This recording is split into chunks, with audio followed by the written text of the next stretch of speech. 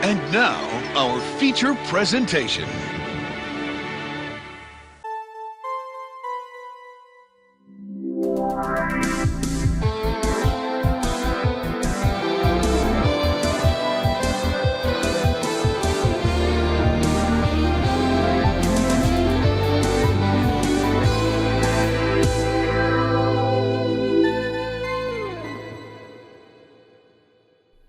Hello, welcome to another episode of It Sure Is a Podcast. We would have loved to have, been back last week, but a certain unnamed podcast kind of threw a blood curse on both of us, and I got sick all last weekend. So thanks for that, guys. Yeah, Eric got sick with the blood curse. He texted me. It's like, I'm bleeding from my eyes, I'm bleeding from my nose, bleeding from my mouth, my ears. Basically, if there was a hole, I was bleeding out of it. Thanks, guys. Right. And he did send pictures of him bleeding out his wiener, which it haunts me to this day. But yeah, and all you had to do was see it. Imagine experiencing it. But everyone's good. We're back. The blood curse is over. Hopefully. If you haven't been following, the blood curse was sent to us by Intolerant.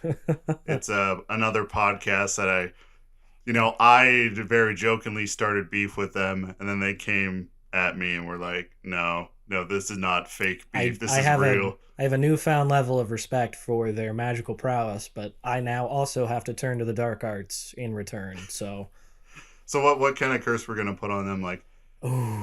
The only dark arts I know are like the inconvenience of but dark I think arts. that's like, I think those are the best ones. Nothing that's like overt, just little things day in and day out. Right. The only thing I got is regardless of what you put in the toilet, whatever function you do, it clogs. And my other power is whenever you reach for something, it slides just a little bit out of reach. That's all I got. That can be deadly. It's only the first time. If you reach for it a second time, it's fine. Nothing happens. I like that one. But it's only the first, like, you reach for it and it just slides a little bit out of your reach, and you bring your arm back, and as soon as you reach for it again, you get it. I need the remote. Yeah. That's all the dark arts I know. The inconvenience dark arts. I was thinking, like, if you're right-handed, I was going to switch it so you're left-handed now. So you're opposite dominant hand. Now you just have to relearn everything. Okay, so your dominant hand would switch, but you would have to relearn it? Yes. Okay. You go to use your right hand. If you were previously right-handed, now it's just useless. Yeah, and I always thought, like, doing anything with my left hand. I'm right hand dominant. It feels bizarre. Yeah. Like, you can hold a pencil the exact same way your left hand, and it feels alien. It feels foreign. It looks like my hand is, like, shriveled up if I try to hold a pencil or anything, like a fork or something. I can't. Right, but then as soon as you switch to your dominant hand, you're like, this is fine. My brain's just can't handle it. It's like, nope, at capacity. You learned it this way. This is it. You're done. So the Intolerant podcast, expect your curses to be coming in the mail shortly. I don't know. With the global supply chain, they might be delayed a little bit, but at they least are in the mail. Yeah, they are in the mail. They will come in a form of a white powder. Oh, wait, no, that's anthrax. We're not terrorists. Damn. It will come in the form of like a little note that just says, like, I don't know, some kind of some incantation for the inconvenience. I just am happy that somebody took notice, like, enough to do that to us. So yeah, and it was fun. It's fun to interact with other podcasters, because I think what I notice is a lot of people, whenever they get into this, they get so hyper focused on us, and it's kind of weird to branch out. There's been a few podcasts I talked about in the past. God, I did not even mean to do that. And I just filled another board on the bingo sheet. Another square on the bingo sheet. Look at it and tell me which one I just did. There's a bingo sheet for this episode. We said this on the podcast before. Yeah. I just did it. I didn't even mean to. We have a bingo sheet for everything that is done in the podcast. If you get a bingo, you get a gold star, and I don't know, Eric will send you butthole pics or something. But until then, we got to listen to a whole episode to fill that bingo sheet out. There were other people I contacted, and I just did the other one, did I? It was a free space anyways. It was a free space. We're moving on. I mean, the opening filled up a space too. So other people I have contacted in the past, I told them I would like to collaborate just for fun, just we talk over like Discord, we just record the audio and send it back to each other, and then those people never get back to me. So I think it's just eventually finding the right people who are willing to take that jump and interact with other people. But also, let's not forget the Keys to Adulthood podcast, which is also very good, super informative. That's the one we always forget about. I don't forget. They're just too nice. I don't want to be mean to them. That is true. Yeah, she's very, very nice. Because, like, when I sent her the message initially, she said, "Oh, give me feedback. I would like to." And I'm like, it's a joke. You're wonderful. Please don't ever change. Yeah, it's like you're doing something useful. Yeah, I don't want to. Intolerant was just like, blood curse for you. I mean, to be fair, we kind of deserve it, but. Yeah. I think that's part of our charm. But at the end of the day, we gave them a 0.5. They gave us a 1.5 out of 10. Oh, so they're still better than us. How are they so better? We were the high road. Like they gave us a higher rating. Oh, yeah, you're saying more mature. Yes. Yeah. 100%. Yep. Mm-hmm. Well, bingo sheet. I mean, I don't think at this point in my life I'll ever be mature or the level of maturity I should reach. Be mature is boring. Yeah, but I hit like the dirty number. Today is my birthday, and I hit the very dirty number. The dirty 69. No, that birthday I'm excited for. But if I live that long, realistically, I don't think I'm going to live that long. But no, I am now 30 years old, and it's kind of weird because I still feel like I'm 21 in a lot of ways, or younger, because I'm just as stupid. It's just now I just have more responsibility. Once you hit 25, age is just a number. That's when I agree with the statement, age is just a number, where it's like, fair enough. You hit every milestone you were supposed to in life, like getting access to stuff. The only thing we don't have access to right now is like, I don't know, AARP cards, retirement things, old people. My retirement fund's doing really well, though. People ask me about that. Like, they ask me, and this would be a perfect thing for the Keys to Adulthood podcast. They ask me, it's like, Brandon, what's your retirement plan look like? And I'm like, look at them. I'm like, I don't think I have one. I'm just kind of going with the flow and hoping whatever works. I mean, super smart wife. That's mine. When everybody asks me, I'm like, I don't. She's in charge of that, and that's good. I think what I need to do is I just need to hop on the Tinder and find like a 90-year-old woman and just like get written in the will. She'd be like, "Are you just marrying me for money?" And just like, I'm gonna be straight up, yes, but I am yours until you die. Like to stay in the will, I have to do whatever you ask. And also, I will be fair. I will not kill you. Oh yeah, no, like now the bounty hunter I have hired, he might kill you, but here's the thing. I won't kill you. Okay, but here's the thing too. One of my favorite lines ever in a book was from that D&D, the Drizzt Do'Urden, we've talked about a million times. Yep. He was in school and on they a were previous podcast. Yep. We were dangerously approaching another square, but we didn't hit it yet. Yeah, not yet. But yeah, no, the line was something like, after however many years in the school, only a few students had died. One died during a training exercise.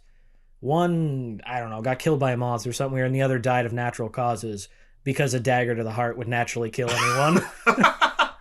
That's so good. Ever since then, I was like, yes. I think with the old lady, what I would do, and I would put down the rules. I'm not going to kill you, right? But the bounty hunter I hired might kill you. But I give you the opportunity and chance to hire a bounty hunter for yourself to kill that bounty hunter. And then she'd be sitting there, dressed as old ladies do, sweater, khakis, those little loafers, hair done in like a beehive, perma glasses. But the really funny thing is I hope she would stare you dead in the eye, not even looking at the paper, sign the paper, and you're like, yes. And then she just like, she's one of those old ladies where she just pulls out a gun and sets it on the table, and she's like, oh, honey, you should have read my side of the contract. And you're just like, oh no, this might be true love now. Actually falling in love. We just pit bounty hunters against each other. Like they just show up and just like, they're like, oh, I have to kill you. And then it's like, but I was hired to stop you. And then they fight and we just sit there sipping tea. I was going to say she's sitting there and like reaches over to her little coin purse and opens it up, and out of the coin purse pulls out a checkbook that can't even fit in the coin purse, and then writes out a check. And she's like, "Could you dial the number for me?" I'm like, "Of course, sweetie. Yes, I can." I'd like to hire one bounty hunter to fight off another bounty hunter hired to kill me. I just walk in. Where are you guys finding them all? Bounty Hunters Are Us. It's a wonderful website. BountyHuntersOnly.com. Did you know the World Wide Web is such a marvelous invention? Have you gone to Lemon Party? I check another box off the bingo sheet, but how did we get from whatever we were talking about to Lemon Party? That was always the thing. Whenever you went on the internet, they would someone would be like, "Go to Lemon Party," and then you went there, and it's just a lot of old people doing a lot of terrible things. Whew. Old people are freaks. They are. If you take nothing else from the podcast today, old people are freaks. Old people are freaks, and they go down to Florida to have swinger parties. Ugh, Florida. I've said it before. Did you know Flo Rida is a space in between the O and R in Florida? I was 29 years old and I found that out. I was waiting for something after that. And it was just... the blank stare of my dumb face looking at you like, "Did you know Flo Rida?" And just stop. It's just Florida. Yeah. Yeah, I was indulging in some extracurricular gummies, and I looked at the word Florida, and I can't remember what I was searching at, but Flo Rida came up, and I saw them both next to each other, and it was just was just like that light bulb moment, and you're like, and I even went to my a Word document and typed out the two, and then I put the cursor right on the R and hit delete once, and I was like, "Oh my!" It's just that meme of all the math in the background. And my brain exploded. It was like Nicolas Cage figuring out the last piece he needed to find the national treasure. It was me sitting in my basement on a Word document typing Florida and Flo Rida. He just comes in, stares at the computer, and then just smashes it. And he's like, "For national security, I needed to do that." He runs Wait, away. who, Nicolas Cage or Flo Rida? Both. They teamed up. Or the entire state of Florida. Flo Rida in a costume of the state of Florida. Mind blown. Oh. All right, we killed about 13 minutes. Let's Stone Cold Sober, too. That's the thing. No, I saw you had a shot over there. I did, but that was... My sister-in-law got me that, so I was just trying it. Okay. So I could say thank you. And was it any good? It was very good. It's not that olive crap, is it? Your wife keeps trying to pawn off on me. Also... Yeah, she forced herself to drink it. I said, dump it down the drain. And she's like, "I'm not wasting the money." Wait, she didn't save it? I thought she was going to pawn it off on people tonight for the New Year's Eve festivities. There might be some left. I don't think she finished it, but she's got a level of honor that I do not have. I would pawn that off. I would call it OCD because she just won't throw stuff away. Or is that hoarding? I don't remember. Now I'm scared because I don't know if I'm going to make it to my 69th birthday. We're going to have hordes of just something fall on top of me. I'm like, "Help! Help!" Yeah, all right. Yeah, you start to, all right, I have a grandma who's a hoarder. It's a problem when things are stacked floor to ceiling, like in a room like this, which I assume that the ceiling's probably 8 foot? 9 feet? I'm just under 6 feet, so probably 8 or 9 feet. Right. Something to the floor, going to the ceiling, that is when you gotta worry. Or, like my great-grandmother, who has, I believe, stolen the life force out of all my grandparents because she's outlived everybody. And it used to be a joke, and now it's not funny. She's a blood mage.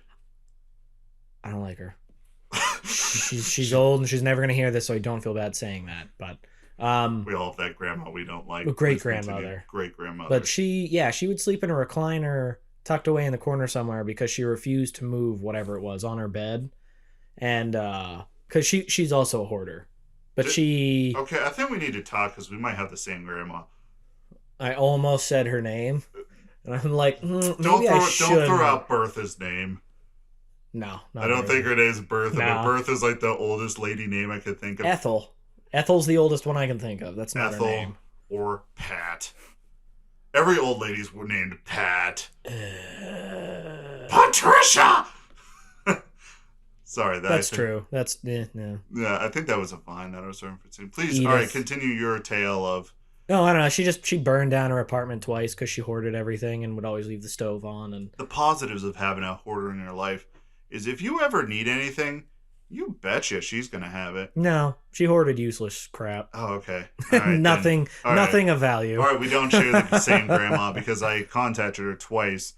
And I think my grandma's aware of her kind of situation, but I don't think enough to be offended by me calling her up. I'm like, hey, Grandma, what's up? And she's like, oh, I haven't seen you. How are you? I'm like, doing great. Question for you. Do you have a printer? And she's like, well, of course I do. I have 7. Yeah, pretty much. And she's like, do you want it from the 90s, the early 2000s? And I even have a brand new one, but it's not compatible with my flip phone. You know what's really sad? That is exactly what happened. Oh my gosh. I want everyone to know I've never met Brandon's grandma. That was just a joke. I went over there and there was a big honking white printer that comes out the top, like the ones from like early 2000s, right? And then she's like, I have this one and I have this one. And it was a newer HP model. Oh my gosh. I kid you not. And I go in there. I'm like, yeah, I'll take that. I mean, do you need anything? Want anything? She's like, no. She's like, I just hold on to this stuff because someone might need it one day. And that's a good philosophy to have. But in her situation also, it's not very good philosophy to have because it's not very healthy. But I got a printer out of the deal. And I did it the same thing again, looking for a marker board. She's like, oh, yeah, I got one. Like, she always has stuff that off the wall stuff. And I could just call her and be like, do you have this? And 9 times out of 10, she will. Staples, run by Grandma. Really? She does run a Staples in her little apartment. And she lives in one of those, like, old people complexes. I'm getting PTSD. My great-grandmother, we had to go there all the holidays. And it's not even like a nursing home. It's like it's just an apartment building only for old people. Yeah. And it always just smells like... there's a smell to it. You walk in, and it doesn't matter how horrible the insulation is. It doesn't matter. No matter what's happening when you walk in, it's dead silent. Even 100%. The cars, the sound, it defies physics. Sound stops. That sound doesn't stop, but apparently my wife's coming back inside. My dog's an idiot, but yeah. The thing is, I would be impressed if it heard that bark, but then again... Oh, so I'm just going to sound insane? Yes, so 2 things. 1, we heard a dog bark. Yes, we all have dogs. We'll live with it. Or 2, there was no dog bark and you're insane. But it could go either way. But yes, no sound. As soon as you enter, and it's usually there's like a set of doors that you have to unlock or have someone let you in. Then there's a set of sliding doors. Yeah. That's creepy. Yes. Yeah, it's door upon door. You got to break in to and go see Grandma. And it doesn't matter what floor they live on. Somehow everyone lives on the 5th floor. Mm-hmm. I'm like, she's old. Why is she up top? And they're like, I don't know. That's just the one she got. You hop in the elevator, instead of going 1, 2, 3, 4, 5, it's 5, 5, 5, 5, 5 all the way up, and you're like, everyone's on the 5th floor. And then there's that little intercom thing that they'll have that you can buzz them at. But they're all old and they don't know how to use it. That's what I was gonna say. They really don't know how to use it, and they just are like, "Hello." Oh, hi. You have to let go of the button. I don't know why I said it. That she can't hear me. Can you hear me? And she keeps talking, holding the button. Yep. Why do we put people in places like that? I don't know. Why don't we have computer chips yet? Where you can just download all the new info. What you like? Why don't we have computer chips where we could just download a new grandma? Or that. When our grandma, gets old, we just go get another grandma. Kind of like a dog. Man, that's just a job in the future. Is my grandma at 95 died. I'm gonna get myself a smoking hot 80-year-old grandma. Grandpa agrees with that. Yeah, Grandpa's like, yes. And then Grandpa has a heart attack, so he's like, then we get a younger Grandpa. And I feel like, I would not be upset if my kids did that. It's like, oh, you're dying, we're gonna get a better Grandpa. I'm like, you better get the best Grandpa you can. Then I die. I'd recommend you find one from the quote-unquote movies. I was going to say grandparentsonly.com. Oh my gosh. or you could flip it and reverse it, because that was highly depressing. So we'll try to make it funny. Grandparents don't want to be grandparents to their kids and grandkids anymore, so they quit. They have the they ability, look for a new family. They have the ability to quit and find a new family. They're like, you I'm all sick suck. of this. I'm so disappointed in each and every one of you. But what if there's like grandparents or like family like older that don't have anyone, and you can sign up? Oh, so it's like a charity thing. Yeah, and then you could sign up and get yourself a new grandparent. I mean, they have that Big Brothers Big Sisters program. I don't think it's that much Big of a grandmas stretch. and big grandpas. I don't know how I like the sound of that. That sounded, again, like the Especially movies. the big grandpas bit. Okay, moving I on. know, we're like zigzagging all over the place. It's New Year's. What do we have to... Oh, yes, we do have something very important to talk about. Also, I brushed my hand on the bag. We might hear that because I'm using a travel bag to talk into. The Witcher Season 2. Okay, so before we tear into it, I do want to say, and this is a little bit easier for me because I haven't read the books or played the other games like you have. As a standalone show, like anybody who just is on Netflix and is like, oh, The Witcher, I guess I'll see what this is about. Excellent season. I thought the acting was mostly good, improved over last season for a lot of characters. I think the plot was good still. Triss is still a table, but yes, her face is a table. I don't And I don't even hate her as an actress. I just don't think she was the right one for that role. And as soon as you say that, someone's going to sharpen their pitchfork and light the torch and be like, is that because she's not white? I don't even give a crap. It doesn't matter if she's white or not. Her character, maybe it was just the way they wrote her character, but she didn't act like Triss. Geralt's been acting like Geralt. Ciri's been acting like Ciri. Yennefer's been acting like Yennefer. I thought they did such a good job, but then with Triss, it went weird. She's like the shy, timid, scary, doesn't like Ciri, spoiler, just person. Oh yeah, there's gonna be Vesemir was like spot on, I thought, and that's why in all of these great castings it was her, and I'm like, is it her or is it the writing? Yeah. Okay, so let's get into it. Also bingo checkbox, The Witcher. By the way, guys, this is gonna be like at least a 10-minute convo on this season, so if you don't like The Witcher, just fast forward to. I could do timestamps. I really could. No, dude, I'm suffer. Suffer like we suffered in the 90s when you had to manually hold down the button and guess. There's the Eric Son complains about being the young and being old. Dang it! All right, we're like halfway through the board. I think we're a lot further through the forgetting what topic the led bingo than I want to admit. We said Eric complains about youth, free space. The Witcher. We might already have a bingo. Nah, we got. Okay, if we don't tell me, because I want to be if it happens, it needs to happen naturally, and I feel like that happened naturally because we're talking about The Witcher. At some point, the one's gonna get brought up. But... Yeah. So, like, my mom and dad watched The Witcher season 2. They enjoyed it. So people who watched on Netflix seem to really enjoy the show, the second season. Coming from someone who's recently just gone through the books, and I finished the Tower of Swallows and only have 2 left. That's what I wanted to ask you. Is this even remotely close to the story? No, I don't know what they're hobbiting it. All right, now this isn't with the final 2 books, so I could be wrong. Okay, here's my other question. Did the first season cover the first book? The first season did a pretty decent job covering kind of the first book with The Last Wish and having a little bit of the second book.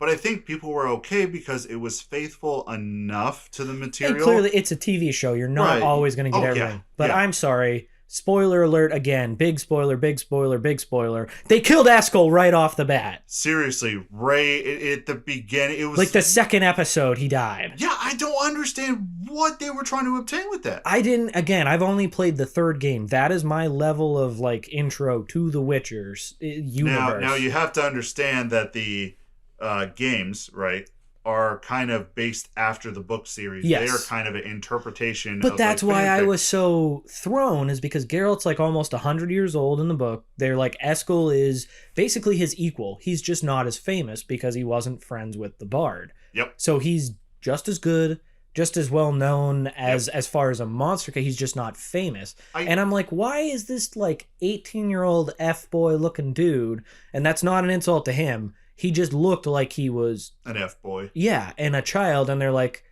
okay, this is Eskel, and now he's dead. And then Lambert's a drunken Irishman, apparently, who... Now, Lambert did act like Lambert in the books. He did care about Siri, but he was a jerk. Oh, yeah, I knew he was always a jerk, but I don't know. I just it threw me for a loop. But all right. Well, let me throw this out there for you, just to play, devil's advocate or jump on either side of the fence. That whenever we read a book or play a game like that, if that's our first experience and we really enjoy that experience, what we're going to do is we are going to set everything to that standard and critique it. And whenever we watch a show like that, we are always going to draw that comparison. And that is why I tried to say at the beginning, as a standalone thing, I really did enjoy the season. Yeah, I thought the interactions between Geralt and Ciri were good. They were solid. It built on that character. It also did a really good job, I think, of portraying like a dude who doesn't know how to be a dad, trying to be a dad. Yeah. Especially to a kid that's not his biological kid. Yeah. Yeah. It was like really, he's like, I'm trying, Ciri. This Batman voice, I can't do Geralt. He's trying his best. And that all right, so let's go through. All right, give me a hot second to obtain my phone. We're gonna go episode by episode. We're going episode. Okay, this is gonna be like a 30-minute conversation. Oh, I have another question while you're looking that up. Then go for it. Kahir and Fringilla, are they actual characters in the books, or were they like completely made up for the show? Okay, I'm gonna be dead serious with you. They are, but I don't understand their importance. In the book series, it is a very Andrei Sapkowski, however you say that, he is very much a guy who has very flowery writing, very extravagant, and the thing is you get lost in a lot of who's who, because also a lot of characters' names start with like the same 3 letters. Like you have for families and stuff, it's just all the way down. Yeah, and there's characters who sound exactly the same. They are present in the books, but from what I can remember, their role was not as prominent. Yes. Yeah, because they're setting it up for like the second slaughter of the elves, right? And like they were the unknowing architects of it. And also that thing at the end of season 2, like the last scene. Yes. There was one more question I had for you. Emperor Amir, I know you've wound up finding in the games and stuff that he is Ciri's real dad. Right. Mm-hmm. But was he still the one who married her mom? Mm-hmm. Oh, so that part was actually true. Yeah. The thing is, you don't find out about that until one of the last 2 books. I always thought like whoever they said was her dad actually wasn't, and her mom maybe just slept with the emperor and then married somebody else. So what happened when Ciri's parents died? They went out to sea. Yeah. The boat sunk. Mm-hmm. What happened was Amir and the mom had an argument. Well, he changed his name to Amir and went up the ranks in Nilfgaard and became the, Amir, ruler of Nilfgaard. Yeah, they had an argument and he pushed his wife over the boat and she drowned.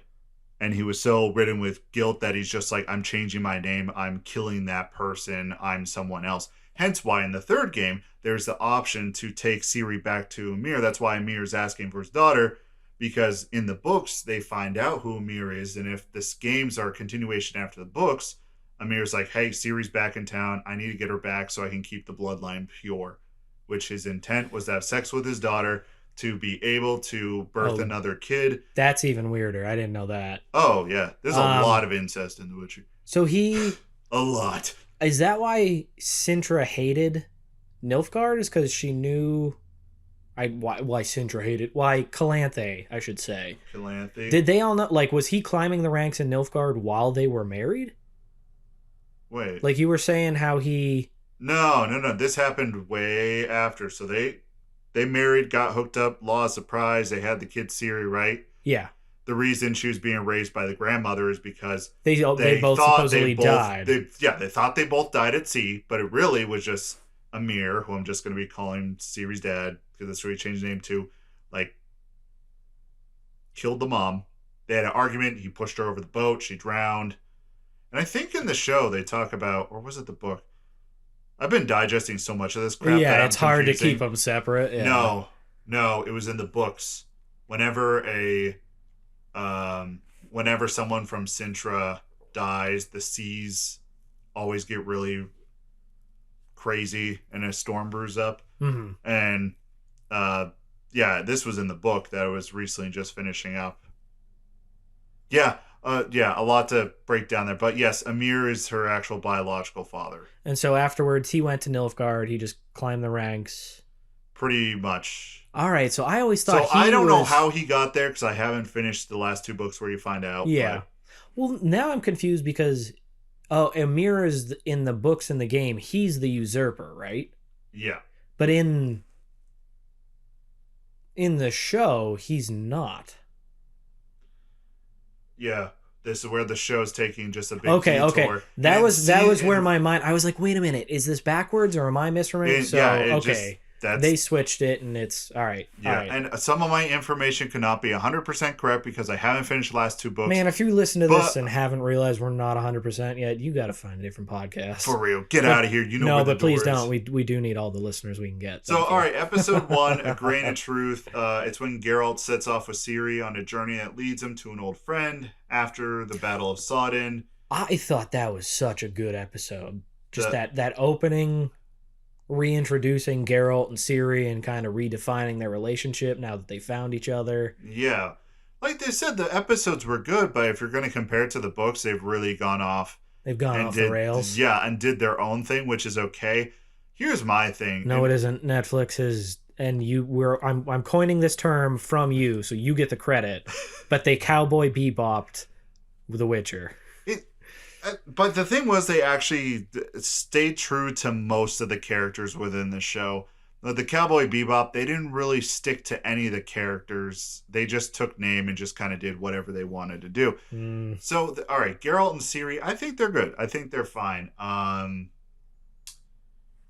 The episode, it was kind of a combination of like one of the incidences in the older books, but Ciri wasn't there. So they kind of combined that. Because it was a Bruxa that was feeding on the dude, right? Yeah. Yeah, that's right. And it was the Beauty and the Beast story. Yeah, as soon as they were doing it, I was like, man, this is like a much darker version of... In the book, The Beauty and the Beast, the guy didn't want to be changed because a lot of women in the town actually had some kind of fetish for that. So he would just steal them. They'd mess around for a bit, and then they would go back home. You're talking the actual, like, in The Witcher? Yeah, in The Witcher book, yeah. And Geralt goes to... He goes to break this curse, and the guy's like, I don't want it broke. Some freaky ladies come in, and they want a bone, so I bone, and then I send them home. And Geralt's like, all right. And he left. And that was it? Yeah, pretty much. There's a lot more discussion, a lot more talking, but yeah. So, all right. So when Geralt heads home in the second episode, goes back to Kaer Morhen. Yeah, all those Witchers. Yeah, there are a bunch of Witchers there, but here's the thing. Also, what I was going to ask, is that number accurate to the books for that time frame? Honestly, there's never really any other Witchers in the book other than Vesemir, Eskel, Lambert. There are a few others that are sprinkled in, like, as this, like, body. So the number is never really accurate. And they made Vesemir look like Witcher 1 Vesemir, which I'm fine with. But I was like, why would you pick that Vesemir? He looks just like that one. Huh. Probably because that was the earliest, like, visual representation they had. Yeah, I think they did a good job with the Ciri story, her developing... And Geralt, becoming this kind of father figure. Mm-hmm. To my knowledge, all that stuff about the monoliths and the monsters coming through, and Yeah, I that don't remember that evil witch that was locked away by Oh, the yeah, like the Witchers in the first Baba witch. Yaga hut. I don't think that. No, that's not a thing. I think it was just they. All right. A good example would be the Hobbit trilogy, right? So in those movies, there was never the necromancer, was it? In the books, in the book, The Hobbit, there was never the necromancer. Yes and no. That's also a long. So let me get my ear cap on. So real quick, there was a necromancer. However, it was Sauron in disguise. Right. However, he never played that much of a role. Like it was like 2 sentences. Gandalf's like, "Sorry, I was late. I had to go with the White Council to stop the necromancer," and that was it. That was the end of it. Okay. And so in the movies, they're like, how can we give Gandalf and all these other, well-known actors more screen time? We're going to make them go fight. And it's... So that could have happened like that, for all I know. But, yeah, book-wise, it was 2 sentences and done. He was just like, yeah, I wasn't there to help you because I had to go take care of this. And that's kind of something that I'm going to pull for Witcher from all the books. Like, I do not recall anything that... I think just when they made the show, they needed to have one evil force that ruins everything. Or did Yennefer ever lose her magic in the books? No. Yeah, I thought that was kind of a weird way to... I wonder if that's just their way of also trying to introduce the Wild Hunt. Like, a very, very roundabout way of how they were forced into a situation where they had to learn that Ciri could transport to other spheres, and then... But also, oh no, the Wild Hunt. And then at the end, it was just Yennefer was just like, oh, I had my magic the whole time. I just had to sacrifice it. What did you sacrifice? She slit her wrist, and that was about it. She didn't even... Oh, yeah, I forgot about that small part. But that's a stretch. When you are like me, with your head so far up the Witcher's butt that like you could catch this stuff, I'm like, where's this stuff coming from? Henry Cavill's butt is way too tight. You would not get your head up there. I would not. Definitely not. Damn it. Check another one. I think that was the last one on the book. Oh, no. No, all right. No, we got one more. All right. Please don't. The bingo sheet's full. Let's just go with that. There's we're 8 out of 9 at the moment. Oh, we're terrible at this. Yeah. Henry Cavill actually also does Warhammer, paints the figurines. Oh, does he? I watched a bunch of interviews, and like the guy interviewing him was like, oh, you play with kids' toys, haha. And like Henry Cavill sits there and as like posh as he could, he's like, actually, they're little figurines, and I can't do an accent, so please don't think I am trying to. I make little figurines and you paint them and then you strategize with the person, but it's also really good to, be able to play a game like that with. And he just like is going on with a very intellectual thing, and the like interviewer's like, it's weird. I wonder how he feels about playing The Witcher in the 2nd season. I mean, everybody knows he's a huge nerd and he's really big into The Witcher, especially I think probably since he got the role. I wonder if he's like, yo, this isn't the story, guys. They do have a 3rd season, and Andrei Sapkowski has been brought on to write the show. Good. You don't even need to write the show. You have the script right Eric, this has literally been an argument since the dawn of time when someone decided to adapt a book into a movie. But we still just have not accepted that truth, and we need to move on. But I can't. But anyway, did you see, there was something they were talking about Henry Cavill. They're like, yeah, we're shooting this scene, and he's just like a glossary of Witcher knowledge. He's like, oh, from the Tower of Swallows, we should use this line here on page whatever. And like, yeah, and they pulled some stuff from the books for like the show, but it just didn't make much sense because it was one of those phrases that was taken out of context, which you see a lot in shows. One more question. Yeah, Haskier, however you say his name. Is that Dandelion? That is Dandelion. Is that his real name? No, I don't know why they gave him that name. It's just been Dandelion. Or, in the audiobook I listen to, sometimes the guy calls him Dandelion or the Dandelion. It just depends on how he reads it. He said his name at one point. Like, I knew Dandelion wasn't always his real name. Right. In the books, he's just always been Dandelion. He always just goes by his stage name. Yeah. I'm sitting there, I'm like, he's got the purple It is Jacket. it is Dandelion. And I think they picked a fantastic guy to play Dandelion. Oh, he's great. I have nothing against. I think he is hilarious. So we're moving on. Rendanian intelligence. Yeah, the thing with the elves and how do I put this?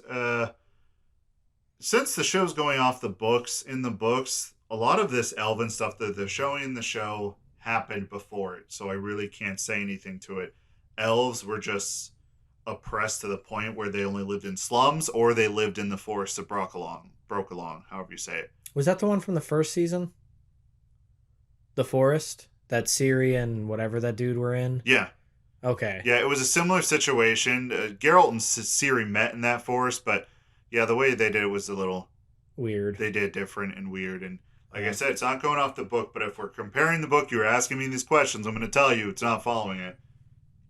Oh yeah. I do not know what's up with Ryance's. Is that the Flame Wizard? The mage. Yeah. I think his name is Ryance. I don't know. I never even heard his name in the show. They could have said it, and I don't. Said it. They were just like, yeah, we need you to like go find them and do this, and it's like, well, what? Yeah. You have the power of an empire, and you're gonna choose one rogue mage to go get him? Yeah, it is Ryance. Okay. Yeah, they send him. Fire magic is bad.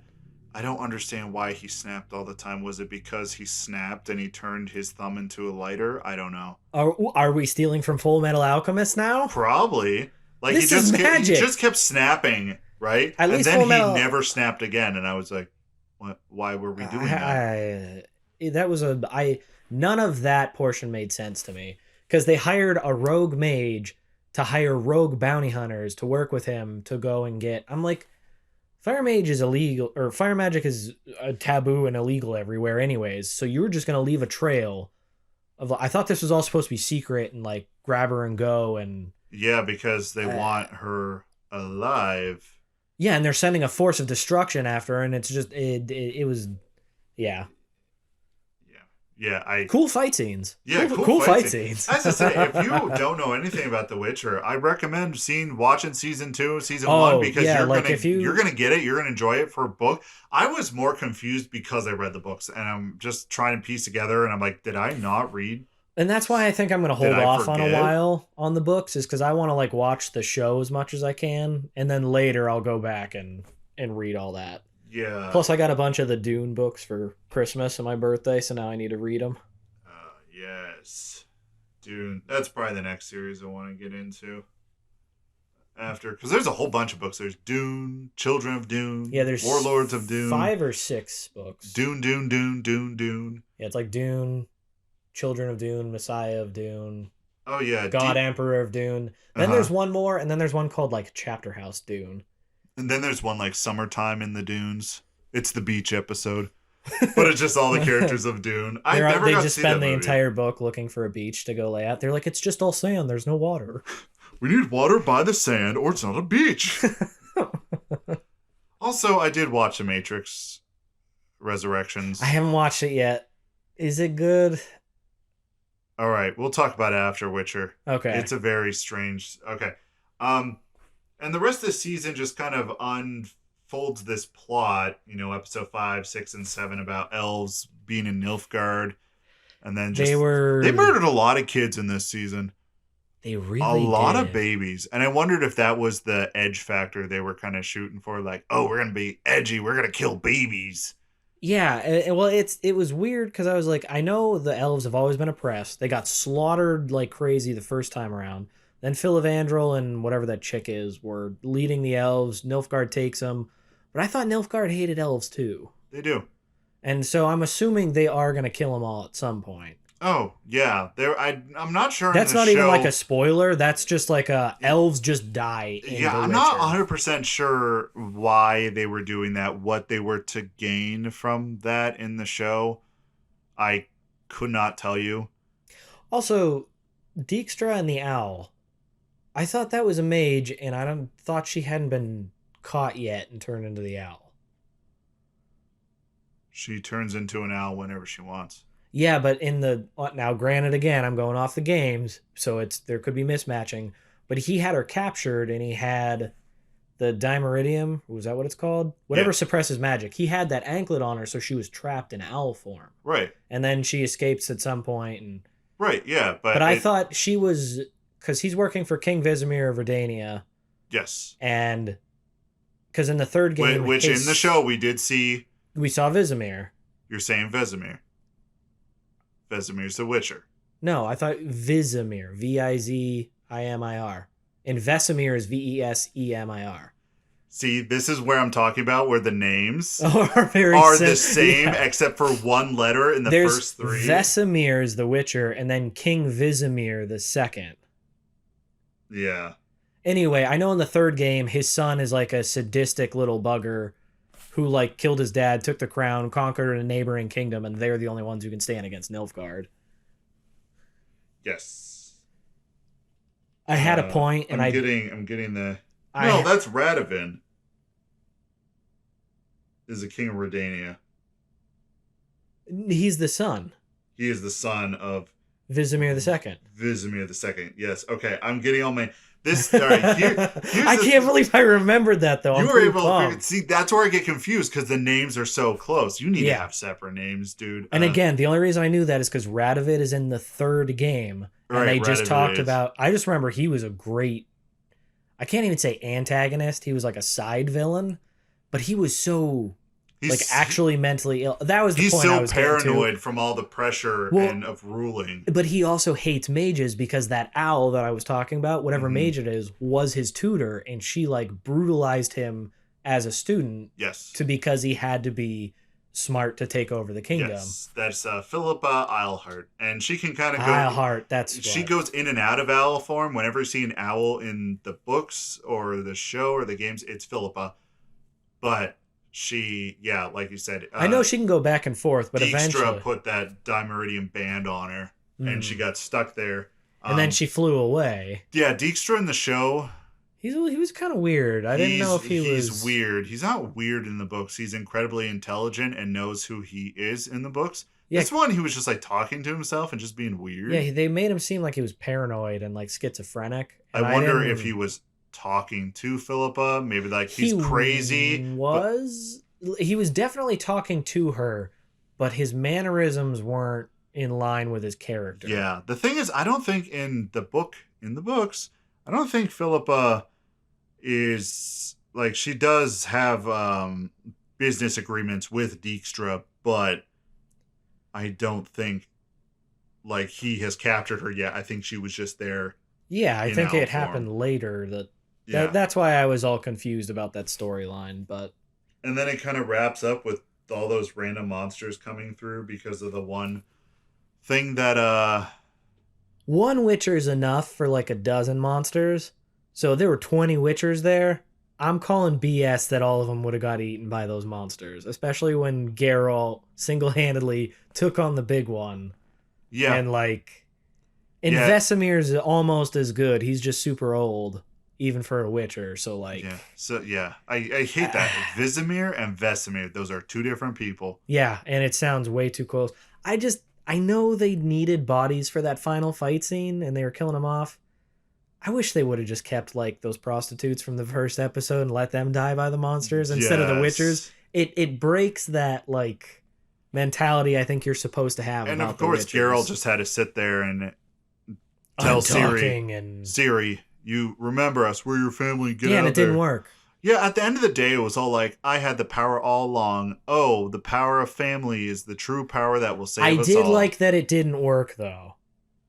Yeah, I guess it didn't work. Because that was at the I was like, man, if this is really how they're going to end the second season, I'm going to be really angry.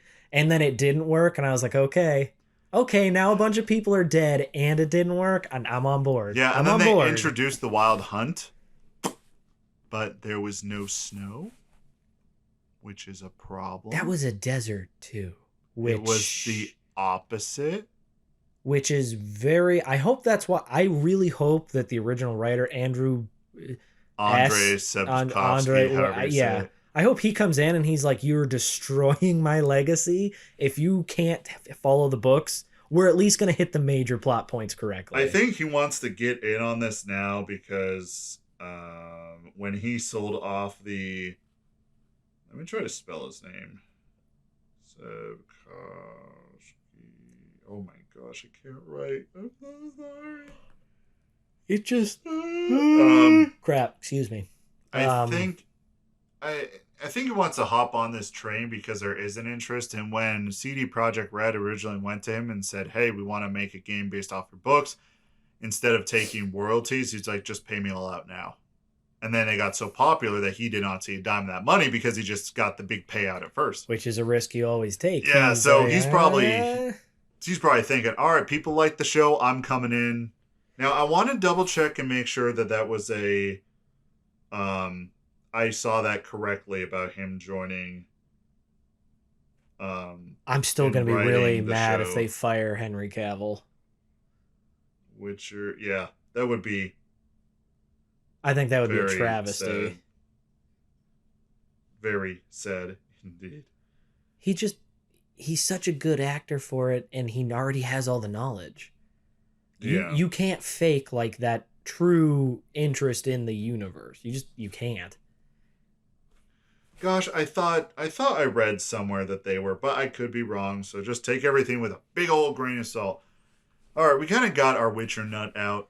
I don't know. I could keep talking, but we could. But I mean, we covered the show. It's an entertaining show, but if you read the books, you're going to go into it and be very confused. Because I would say, just watch the show, give it a chance. It is a good standalone show. It's got a good storyline, plot line. If you don't have that background knowledge, it's much easier to follow along. Yeah. I just had a little bit from The Witcher 3, so I was confusing events and all the people on the internets are like freaking out about it. Good or bad? I mean, you have two sides where like people who haven't read the books are like, this is great. People who did read the books are like, this is terrible. And hence you're always going to have that. And here's the thing I will say. If you aren't going to if you're going to change major plot points, don't call the show The Witcher. Have it based in that universe, call it something else. So like, gosh, what is that knockoff show they're coming up with? Blood Origins? They're doing at the end of the last episode, if you go through the credits, there's a teaser for Witcher Blood Origins, which is like the world before, yeah, like the world before the Witchers came into being, before they were made. Say that something like that's interesting. That's never been covered. You can do whatever you want with it, and everybody,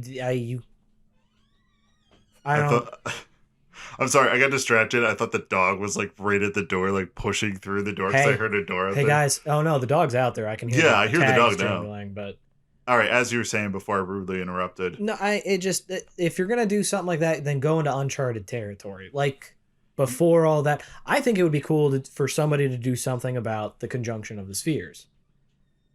Like that time frame. It's there. There's stuff about it, but it's such a...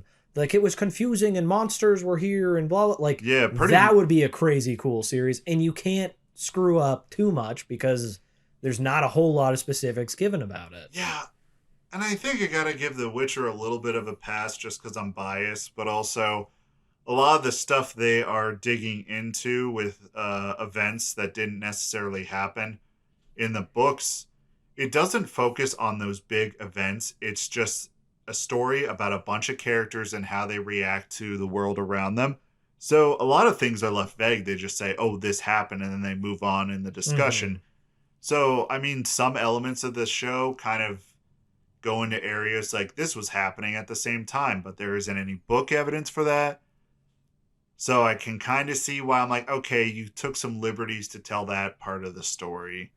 And again, I'm not going to sit here and say you have to follow it word for word what happened, but like, Eskel dying, not okay. Yeah, you had 20 Witchers, which I don't think there ever were, whether they specify numbers or not. You could have picked any one of them. I wonder if they wanted to try to create some higher stakes and like, oh, we lost a character. But you can't introduce a character in an episode and kill them off in that episode and make us think like, man, I felt something for him. Yeah, but anybody who knew Eskel is going to know him from the games and the books, and they're going to be mad that he's dead. And anybody who didn't know him isn't going to care because they have no connection exactly. to him. So it was just a stupid move all the way around. There was nothing about it that they have nothing to gain from it, I guess, is my... And I feel what they should have done was take that character, develop him throughout the second season, and then the third season, if you, I don't know, want to create that drama or something, kill him off in the next season, because then you're able to develop that relationship. This is basically just TV 101. Cohn, whatever his name is, he wasn't even technically Witcher from the School of the Wolf, and he was there, and they made it seem like he was a Witcher from the School of the Wolf. But I think he dies at some point. He's a great one. Develop him and then kill him. Yeah, because he dies anyway. Dude, I'm just shrugging at you. I know. It just, to me, this is like a writer not. If you're gonna do something based on a pre-existing universe, you should have some understanding of that universe. And doing what they did, and like you're saying, so if they'd have developed him and we all loved him in the first season, they killed him in the third one, I could agree it raises the stakes for an audience. Yes. But for an audience. Netflix. Come on. Stop it now. Maybe next season things bring him back.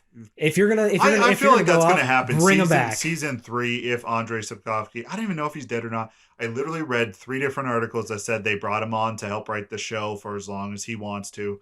I don't even care if they like do something where he just walks in one day and everybody's like, "Oh my gosh, we thought you were dead," and he's like, "I wasn't. Geralt's blade missed my heart, and the fire cleansed me of the curse, and now I'm back, and the wolves didn't eat me." I don't even care if they do something that stupid. I'm about and bring to say him back. they're going to probably. If I he don't is care. on there, he's like, "We need Eskel," because it just doesn't.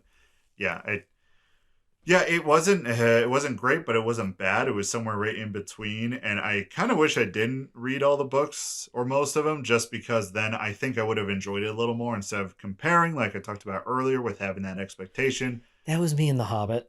It really is. Like, I can't stand those movies simply because, like, as movies, they're pretty cool. There's a lot of action. There's a lot of great cinematography. The acting's decent. Right. Right. Well, I shouldn't say that. There's a lot of good acting. There's some subpar acting too. Yes. But still, it was a great trilogy to watch. But when you're a nerd like me, and that was the founding of your nerddom as a child, I watched it and I was like, none of this happened. This is bullcrap. What are you doing to my beloved series? Yeah. That's what I've been told by a lot of people. This isn't cool. You can't do this, guys. Because whenever all the 5 armies went to go have their war, Bilbo just went home. Bilbo, right? He was just like, "I'm gonna head out. I'll see you later." He put on the ring and he sat on the side and he just waited. He was like, I can't fight. I'm not gonna. He's like, "I'm just gonna wait till this is done." Yeah. Yeah.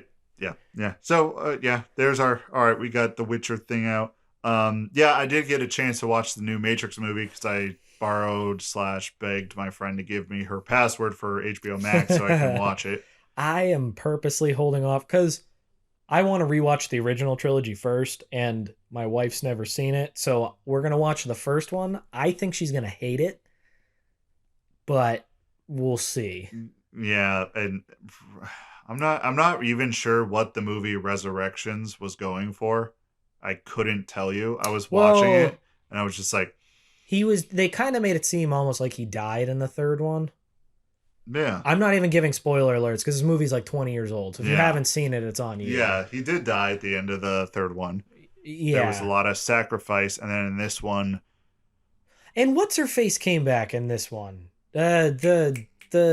Wow. Yeah, Trinity. Yeah. I almost said that, and I was like, that doesn't But she died in that movie. Yeah, I just don't know what they were going for. I couldn't tell you. I mean, I'll watch. We've talked about it a million times, like the 4th time we've said that this time, but I will watch anything with Keanu Reeves just because I love Keanu Reeves. Yeah. But I'm curious to see what they're trying to...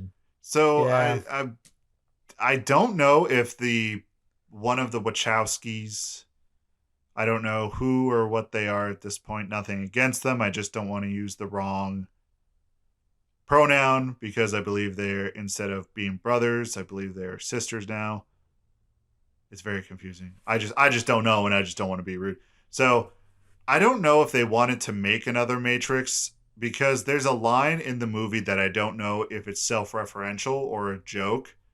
But let me just give you the quick synopsis of in the Matrix world. The Matrix 1, 2, and 3 are video games that were created by Neo, or he goes by Thomas. That's the character, his original name, right? He goes, so he's like had these episodic breakdowns where his therapist was like, oh, these were just you being unable to, connect reality appropriately. So this is why you're having this, all that, we're in a simulation doesn't exist. And then at one point in the beginning of the movie, they say like, yeah, they want us to make another Matrix game because Warner Brothers holds the license and they're going to make one whether we're in charge of it or not. So we might as well be in charge of it. Like they say that exact line. I'm sitting there. I'm like, in the new movie, in the new movie, and it is owned. I think it's owned by Warner Brothers. Yeah, but in the movie, they're referencing the original 3 movies. Yeah, but they're games. I'm watching your brain like just slowly try to tick away. I'm gonna be really, really, really pissed off if they take such an iconic film franchise and make it a video game in a different alternate reality. That's gonna piss me off. It's not that. It's not that. It is. It's just for some reason, one way or the other, the machines wanted to. They had to keep Neo and Trinity alive in some extent. Spoilers for the movie, but I could not tell you what the movie's about. I'm going to just have to rewatch the first 3. Dude, and then watch the first 3 and then watch that one because I was very confused. Was it at least super dark and like... No. Man, that was like the part... It was in the post-apocalyptic world. Yeah, that's what was so cool about it. It wasn't as dark as the first 3 were. Something's off about the movie. It really is. And just watching Was there still a lot of blood at least? And gore and fight? What? That's not even the Matrix. Yeah, there was fighting, but there wasn't a lot of gore or anything. It's a very strange movie, and let me guess, it's a PG-13 movie that was originally an R-rated series. I think it's still R. Probably because they dropped the F-bomb. I think they do drop the F-bomb. I can't believe I'm so like you're upset about it. I watched it and I was sitting there and I was playing Teamfight Tactics while I watched it, but I only need 10% to pay attention to that game. So the other 90 went to the movie, and I was just kind of like, I don't know what they're going for, and I wondered if that line from the movie was kind of a statement of like, I didn't want to make this movie, but they said they wanted to make another one or the license was going to expire and they were going to make one. Here's the thing. Nobody has any more like creative... There's not a lot of new stuff coming out. It's been nothing but a whole slew of remakes and reboots. Take your inspiration from these things, but come up with something new, guys. Like, seriously. You are destroying everything that was, like, iconic and defining. It is. I consider... I'm gonna be pretentious for a little bit. I think movies are art. I consider it a form of art that you express yourself. And these were very defining things as a kid. It's why I'm so depressing now as an adult. But because of the Matrix. Well, I mean, look at how sad and messed up that movie was. And then I think what they would have done better was have a Matrix movie, but have it be a spin-off of a side story of something. That's what I was hoping. Because I was going to say, if there's people running in and out of the Matrix all the time, how many ships and stuff were there? There was all those different crews. There could have been a million different things going on. That's what I'm saying. You have a million different stories you could have told. You could have done where there's survivors on the surface somewhere else. They're like Zion is the last human city, but what if there were like small encampments out across the world and they were trying to make it to Zion? They were trying to do whatever, or there was a mission that there's so much. There is so much, and there's a new city in the movie. I won't go too much into it, but the thing is, the only reason I spoil it is because I couldn't tell you what the movie's about. That's not even really that much of a spoil. I mean, obviously they were brought back to life in some way, because when you saw they're making a Matrix resurrection. And they might not have, like, you could even just do it. They never even died. They were captured and nursed back to health, and then they got put back in the Matrix. And then this whole movie could have been about them trying to escape the Matrix again. I mean, and again, that is pretty much it. Oh, I called it? Okay. Yeah. But it's like, all right, I might be stupid and I might have to watch it again. But that statement you just had more depth than the movie itself. Neil Patrick Harris is a therapist for some reason. And Hold up. I'm sorry. Hold up. I love Neil Patrick Harris, if he's the dude I'm thinking of. but he has no place in the Matrix universe ever, unless he is a psychopathic villain. Yeah, I'll leave that up to your imagination. I couldn't tell you what the movie's about at the end of the day. I don't know what they're trying to do. Already again, I gotta stop. I'll watch it. I'll reserve judgment. I've been wrong in the past. You have been wrong in the past. I'm wrong like 90% of the time, actually. And like I said, someone probably has a better description and a better idea of what's going on, and I'm probably just stupid.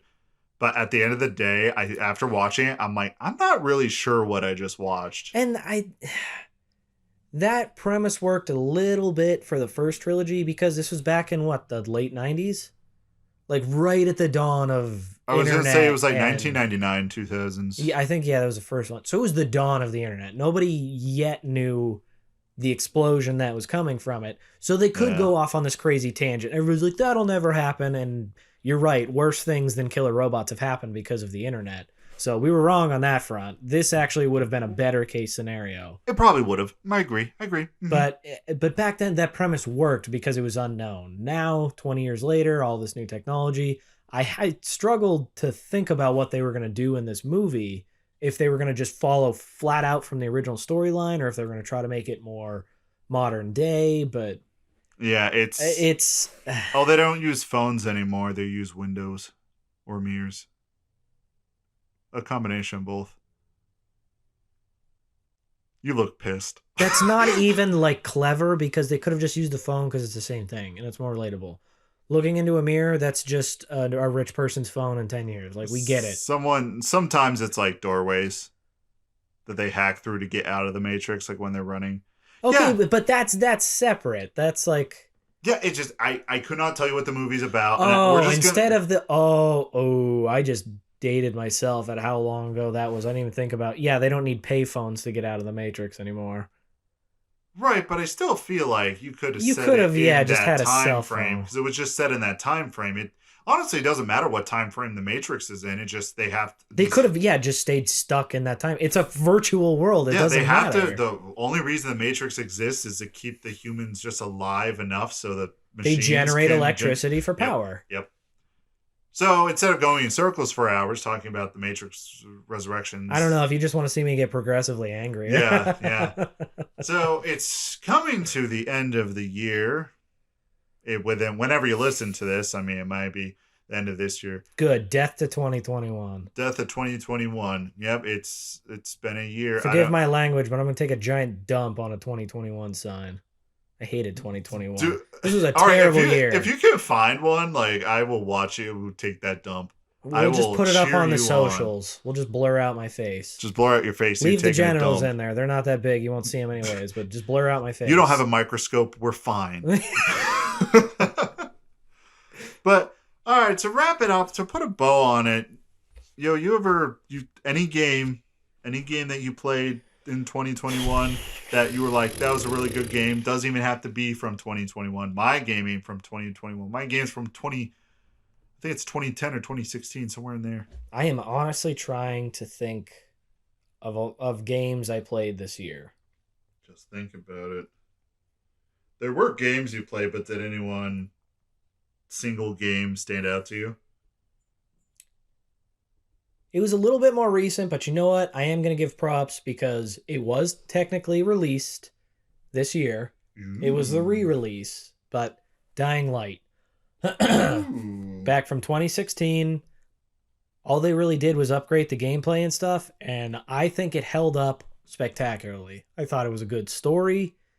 Gameplay was cool. It's zombies. You can never go wrong with zombies. And it was one of the first games that took that like scarier nighttime approach to like mutated ones coming out. I loved it. I would say that one was one of my top games, I think, for 2021. Plus, it was for the Switch, so I mean, like, you can play it anywhere. Yeah. So I'll give you mine.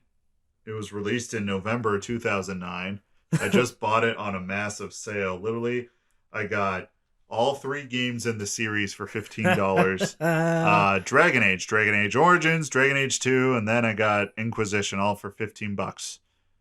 I can't wait for you to play through the first 2 and then get to Inquisition and be like, oh, this is an undertaking.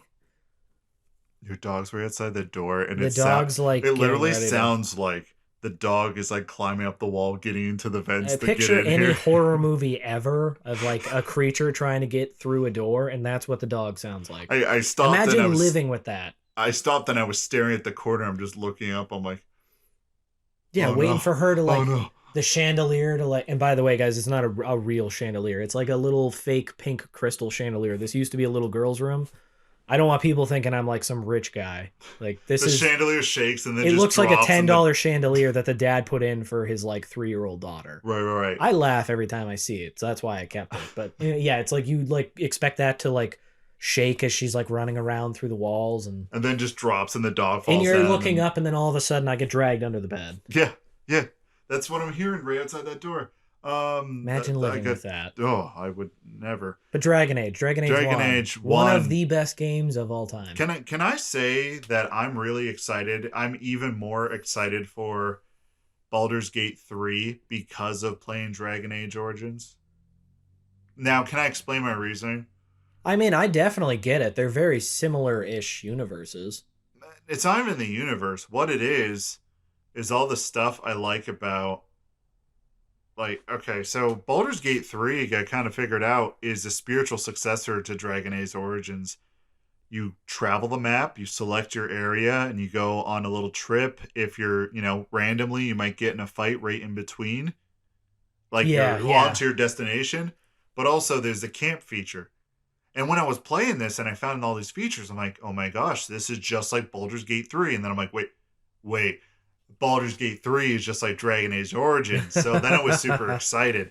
It's been really fun. I've really Dragon Age enjoyed 1, it. I have almost no complaints about that game.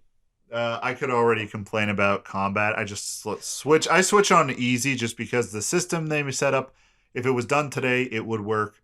It doesn't work. It was very ambitious for how they did it back then. Morgan never heals me. I set it up for Morgan.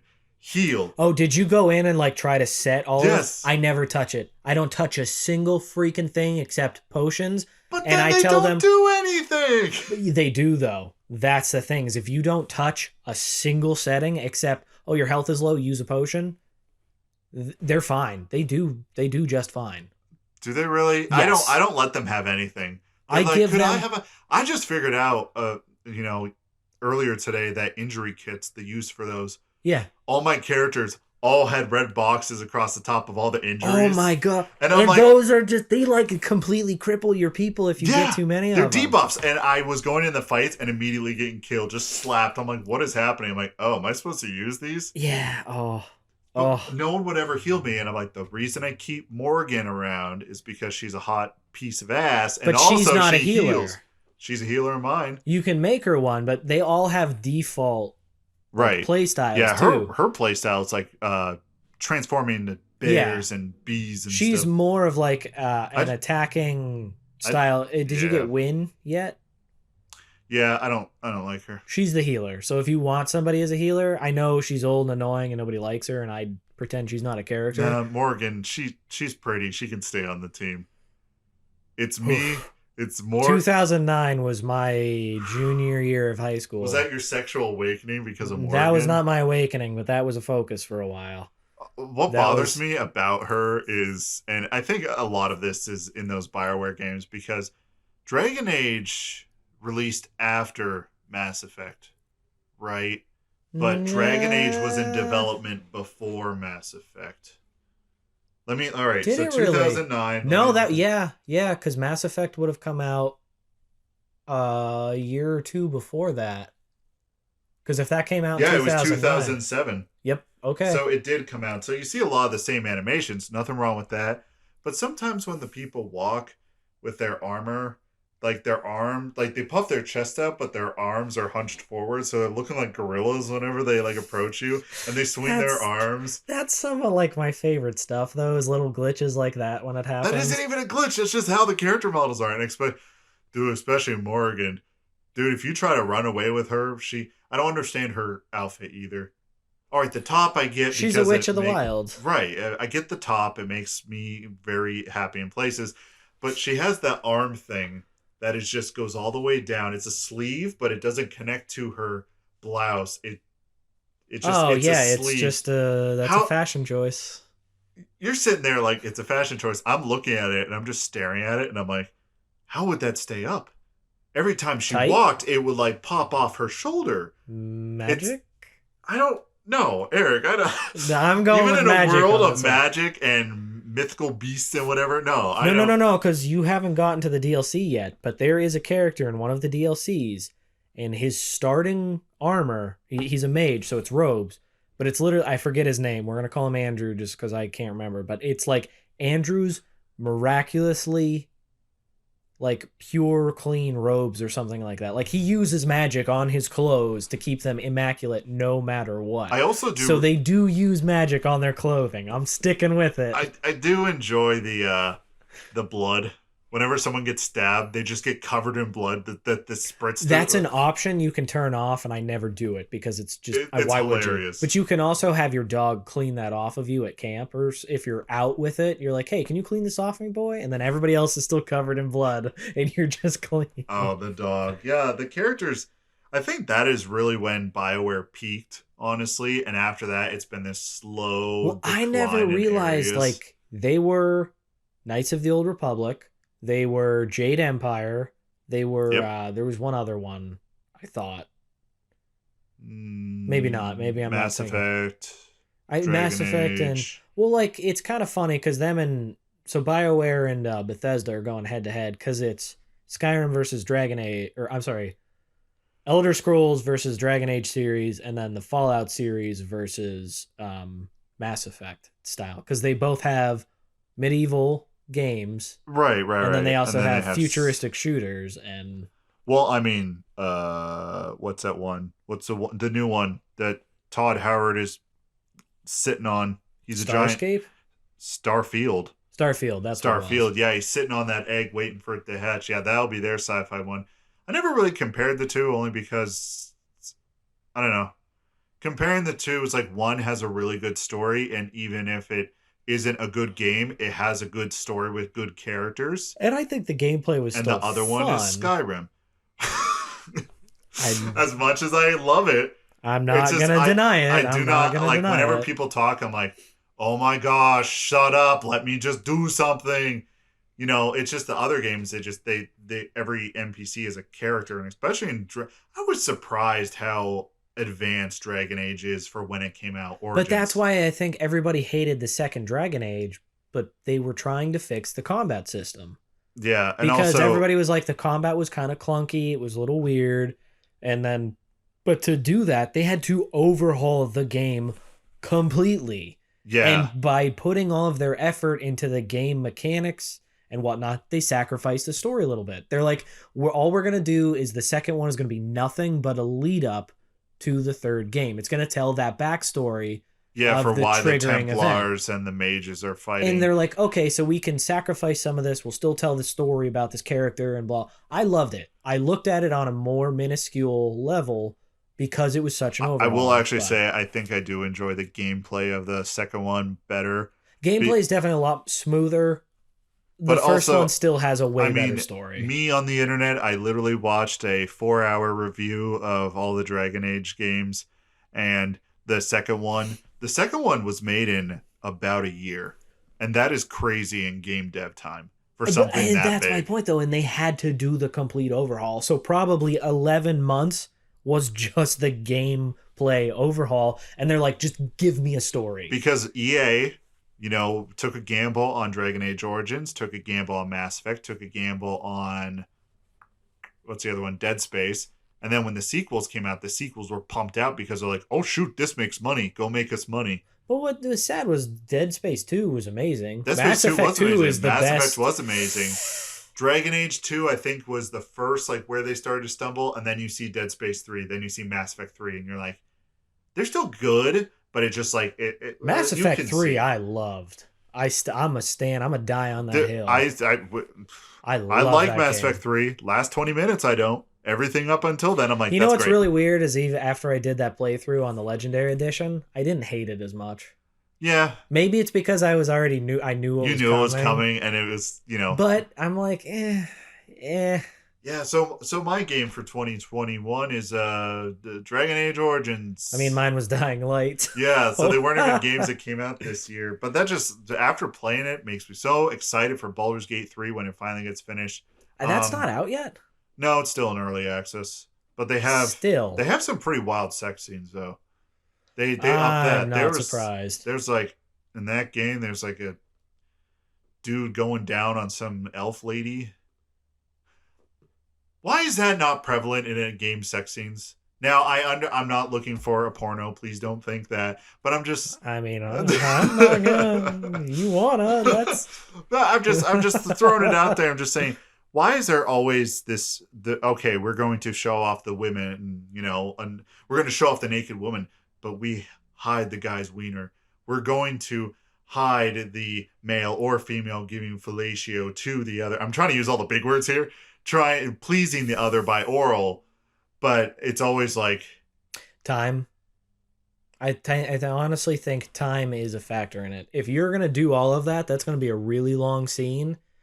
No, I'm not. And unless you are seeking, here's the thing: even porn, like you got to be in the mood for it. You're not just gonna be like on the bus and being like, you're not gonna be like, I don't know. Your mind has to be ready for it. So if you're playing a game. And then all of a sudden this comes up, you're like, I don't know if I really want to watch this for 10 minutes. Like I had other things in mind. No, I'm not saying 10 minutes. I'm saying within, okay. So Mass Effect, whenever you see like a side boob, you might say boob, but it's very tastefully done. It shows that, yes, these two characters had sex, but it's always like the male on top, the male doing everything, the male pleasing. I'm like, why can't it be the other way around? Why can't I see like the guy just like, in one of the, do you mean it's the female? Scenes, doing all that? Either everyone taking, you know what? I just want equality in my sex scenes. I want both sides taking initiative and both sides working hard to get the job done.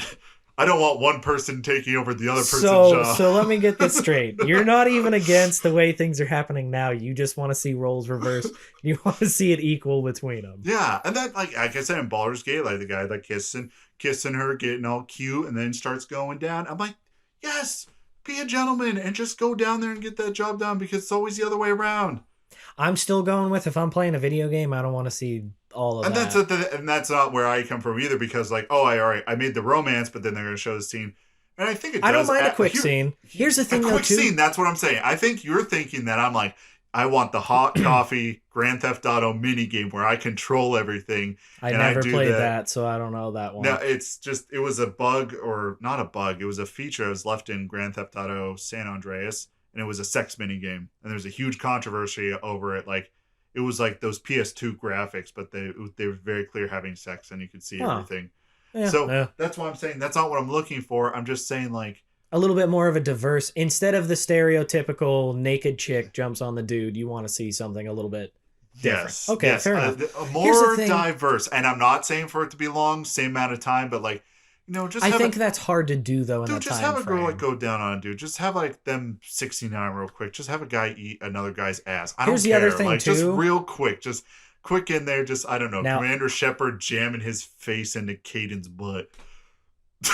I never actually tried to romance Caden. For all we know, that could happen. Dude, I don't think Caden ever makes it past the first game. And if you do, you did it wrong. Only once. Only once. Just to see what was happened. And Caden was still boring.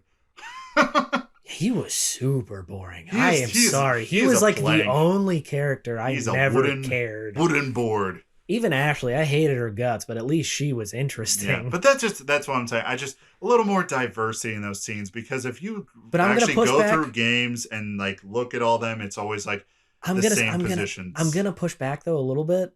As a married man, I feel great shame when those scenes come on my TV and like you just see my foot like come out because I have my little game set up. My wife watches the big TV, which is how I want it. You just turn off the screen. I just like tilt it so she can't see. And what are you doing? I'm like, nothing. Obviously, she knows I'm kidding because you can still clearly see. But it always makes me. I'm like, I'm not 16 anymore. This isn't exciting. This is just like my wife's going to look over and judge me harshly because she's like, I'm staring at animated titties on your screen. What are you doing with your life? I can understand that. It was part of the story. I needed the achievement. And I kind of think that that stuff does add to the story, even though some people look at it and be like, oh, that's just for you to get your jollies off. I'm like, no, not necessarily. Actually, I'm leading up to this story. You spend like 20 minutes after every single mission going up and talking to this person and putting in, granted it's a video game, but you're still putting in this time. Yeah. And then that scene is the culmination. It's not even like you're saying, it's not to get your rocks off. It's, oh, I did it. I reached that milestone where I completed this version of it. I invested enough time and did all the right stuff. That was me and Tally every time after. Now it's Tally every time for me. Yeah. I run down there like I kicked Ashley to the curb.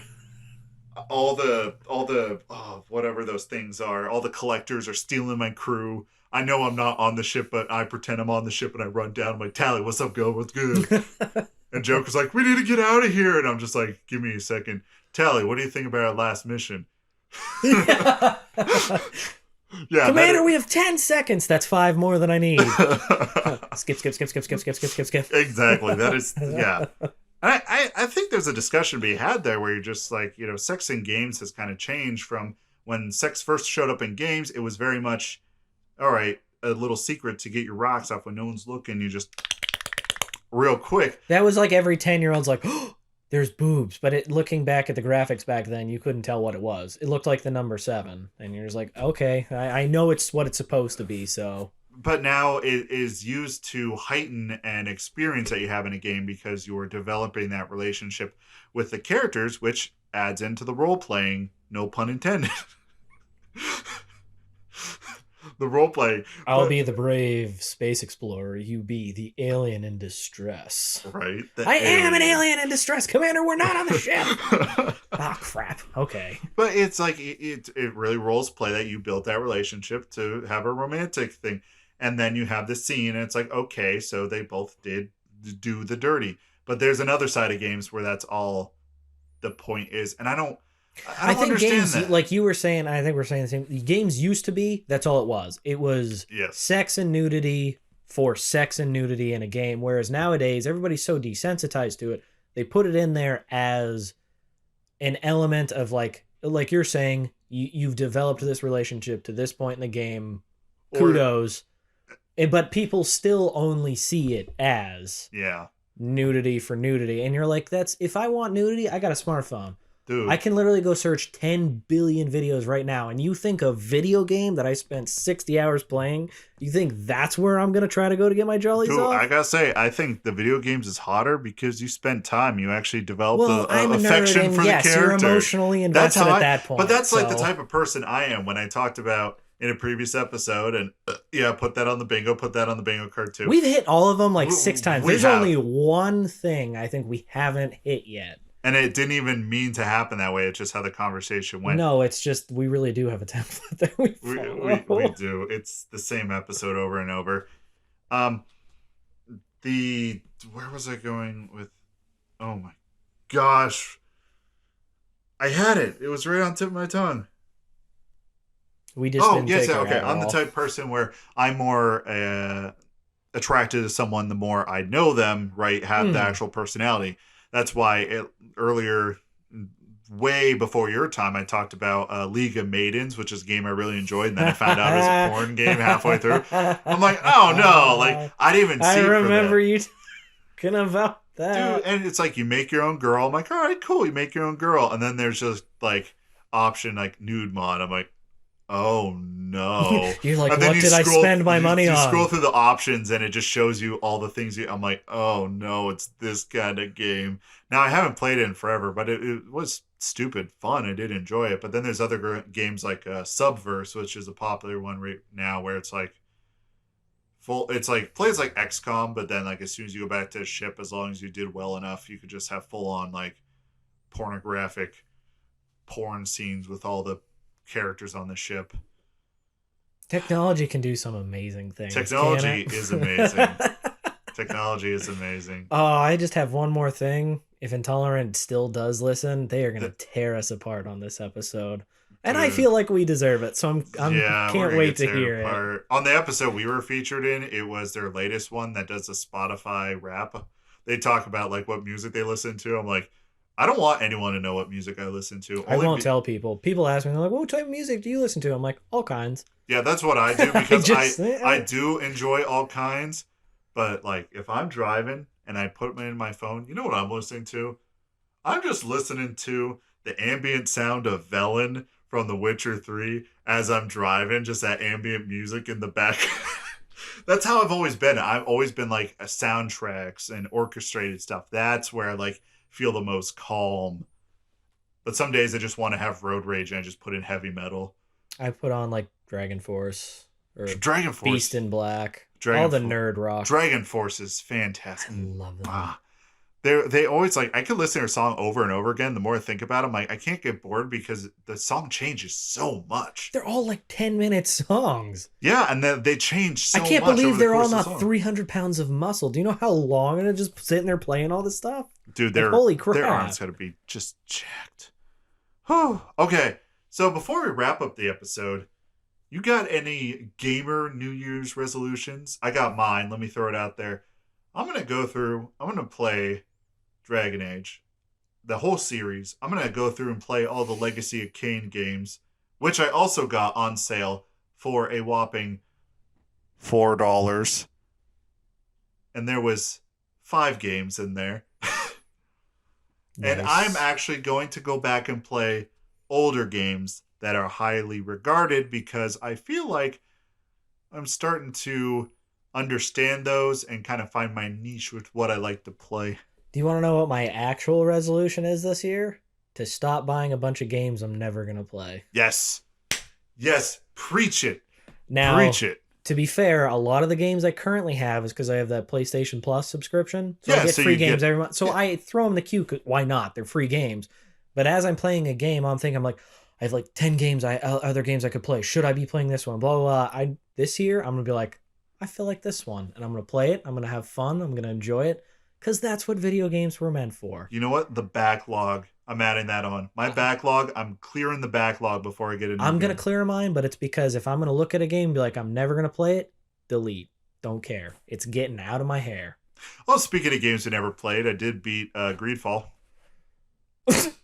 It's been, I don't even know how long since I played that. That one's staying on because that one I do want to play. I just haven't been in the mood to play it. Yeah, it's good. It just kind of wraps up and they emulated BioWare, kind of that kind of style of game. Oh, 100%. And that's what makes it good. That's what makes it fun. That's what, yeah, but they did the good thing though. They're like, we're inspired by this, but they made a whole new universe. Yeah, and nothing wrong with it. Greedfall is great. It kind of wraps up in the way that I'm like, oh, a BioWare game would wrap up like that.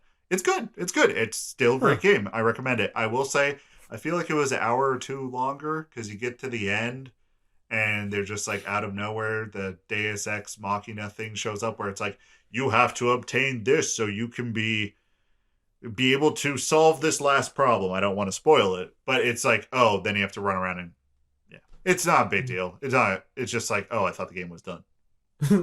Kill the big boss guy. No, now you have to do this. There is a point where we can end this, guys. Yeah. It's always good to know your limits and don't overstay your welcome. Kind of like we have. Okay, have yourself a great new year. We'll see you we'll see you next year. Well, hopefully I don't have a blood curse this time either, so. Yeah, fingers crossed on that. Oh, they're probably blood mages.